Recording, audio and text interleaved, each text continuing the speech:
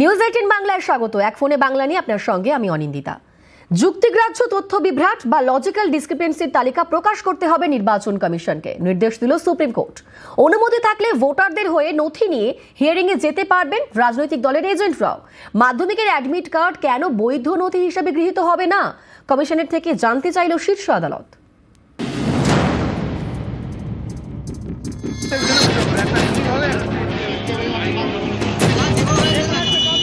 Logical discrepancy, তথ্যে গরমিল, এই যুক্তিতে এখনো পর্যন্ত কয়েক লক্ষ ভোটারকে নোটিশ পাঠিয়ে হিয়ারিংয়ে ডেকেছে নির্বাচন কমিশন। এতে হয়রানির একশেষ। এ নিয়ে শোরগোল পড়ে গিয়েছে বাংলা জুড়ে। কাদের ডাকা হচ্ছে, কী কারণে ডাকা হচ্ছে তার কোনো তালিকা এখনো পর্যন্ত প্রকাশ করেনি কমিশন। সোমবার সুপ্রিম কোর্ট নির্দেশ দিল, লজিক্যাল ডিসক্রিপেন্সি বা তথ্যে গরমিলের জন্য যে ভোটারদের নোটিশ দেওয়া হয়েছে তাদের তালিকা প্রকাশ করতে হবে নির্বাচন কমিশনকে। পঞ্চায়েত বা ওয়ার্ড স্তরে এই তালিকা প্রকাশ করতে হবে। তালিকা প্রকাশের পর 10 দিন পর্যন্ত আবেদন জমা দিতে পারবেন ভোটাররা। এসআইআর নিয়ে একাধিক মামলার শুনানি চলছে সুপ্রিম কোর্টে। শুধুমাত্র বাংলার এসআইআর নিয়ে একটি মামলা করেছেন তৃণমূল নেতা দোলা সেন। পরে যে মামলায় যুক্ত হয়েছেন ডেরেক ওব্রায়েন, সেই মামলার শুনানি চলাকালীন এদিন সুপ্রিম কোর্টের প্রধান বিচারপতি সূর্যকান্ত, বিচারপতি দীপঙ্কর দত্ত ও বিচারপতি জয়মাল্য বাগচির বেঞ্চ এদিন নির্দেশ দেয়, নির্বাচন কমিশনের নোটিশ পাওয়ার পর প্রতিনিধির মাধ্যমেও নথি পাঠাতে পারবেন ভোটাররা। বুথ স্তরে রাজনৈতিক দলগুলি যে এজেন্টরা রয়েছেন তারাও প্রতিনিধি হিসেবে ভোটারের নথি নিয়ে যেতে পারবেন। তবে এই বিএলএদের কাছে ভোটারের সই করা অনুমতিপত্র থাকতে হবে। নথি জমা নেওয়ার জন্য প্রতিটি পঞ্চায়েত বা ওয়ার্ড এলাকায় অফিস তৈরি করতে হবে কমিশনকে। নোটিশ পেলে নিজের পঞ্চায়েত এলাকার অফিসেই নথি জমা করতে পারবেন ভোটার। নথি সন্তোষজনক না হলে তবেই ভোটারকে হিয়ারিংয়ে ডাকা হবে। নথি জমার প্রাপ্তি স্বীকার করতে হবে কমিশনকে।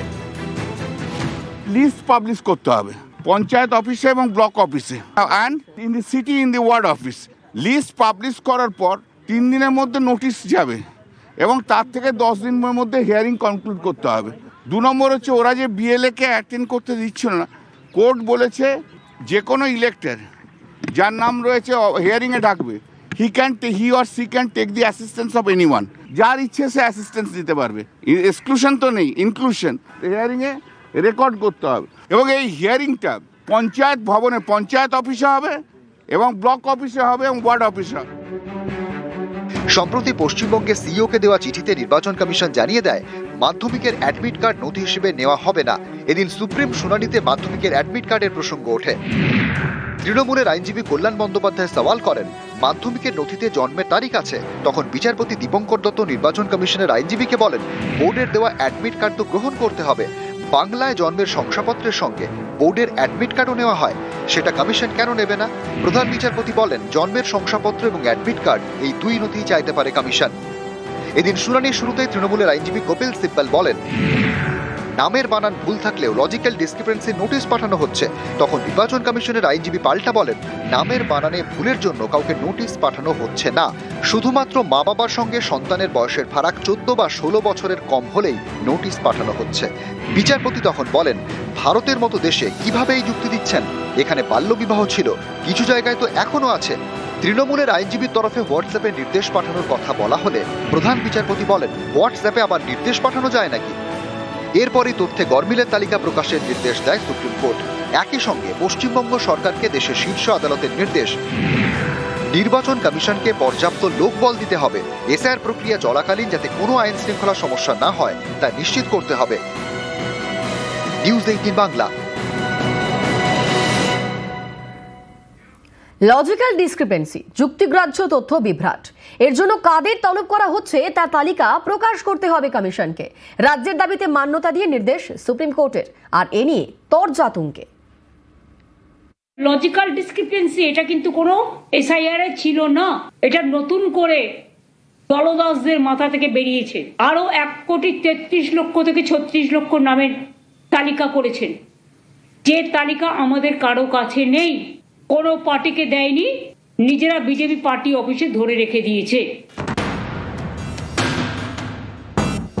সরব হন মুখ্যমন্ত্রী মমতা বন্দ্যোপাধ্যায়, আদালতে মামলা করে তৃণমূল। সোমবার লজিক্যাল ডিসক্রিপেন্সি বা যুক্তিগ্রাহ্য তথ্য বিভ্রাট নিয়ে নির্দেশ দিল সুপ্রিম কোর্ট। নির্বাচন কমিশনকে দেশের শীর্ষ আদালতের নির্দেশ, লজিক্যাল ডিসক্রিপেন্সি বা যুক্তিগ্রাহ্য তথ্য বিভ্রাটের জন্য যে ভোটারদের নোটিশ দেওয়া হয়েছে তাদের তালিকা প্রকাশ করতে হবে নির্বাচন কমিশনকে। সুপ্রিম কোর্টের এই নির্দেশের পরই আরও গরম বাংলার রাজনীতি। এই জয় মামাটি মানুষের, এই জয় খেটে খাওয়া মানুষের, এই জয় বাংলার। তাদের দু গালে দুটো কষিয়ে থাপ্পড় মেরেছে দেশের সর্বোচ্চ আদালত। আজকে কোর্টে হারালাম, এপ্রিলে ভোটে হারাবো। আমরা তো গালে থাপ্পড় বলতে পারি না, তবে জোড়া ফুলে জোড়া থাপ্পড় পড়বে। তৃণমূল কংগ্রেস বিকেলে ভোরের ফুল দেখতে পারে, কিন্তু আজকে সুপ্রিম কোর্টের এই রায়কে আমরা স্বাগত জানাচ্ছি। এসআইআর করতেই হবে, নো এসআইআর নো ভোট। এই যে 1,35,00,000 লজিক্যাল ডিসক্রিপেন্সির নামে মানুষকে হেনস্থা করা হচ্ছে, সবকিছু ঠিক থাকার পরেও হিয়ারিং নোটিশ পাঠানো হচ্ছে, এদের তালিকা প্রকাশ করুন। নির্বাচন কমিশন বলেছিল আমরা তালিকা প্রকাশ করব না, তার কারণ তালিকা যদি প্রকাশিত হতো এদের খেলাটা ধরা পড়ে যেত। দেশের সর্বোচ্চ আদালত সুপ্রিম কোর্ট তৃণমূলের দাবিকে মান্যতা দিয়ে বলেছে লজিক্যাল ডিসক্রিপেন্সি লিস্ট রিলিজ করতে হবে। শুধু তাই নয়, বিচারপতিরাও বলেছেন বিএলএ টুরা হিয়ারিং এ থাকবে। এর সাথে যারা হিয়ারিং এ যাচ্ছে তাদেরকে রসিদ দিতে হবে, অ্যাকনলেজমেন্ট দিতে হবে। বিজেপির এসআইআর এর খেলা শেষ।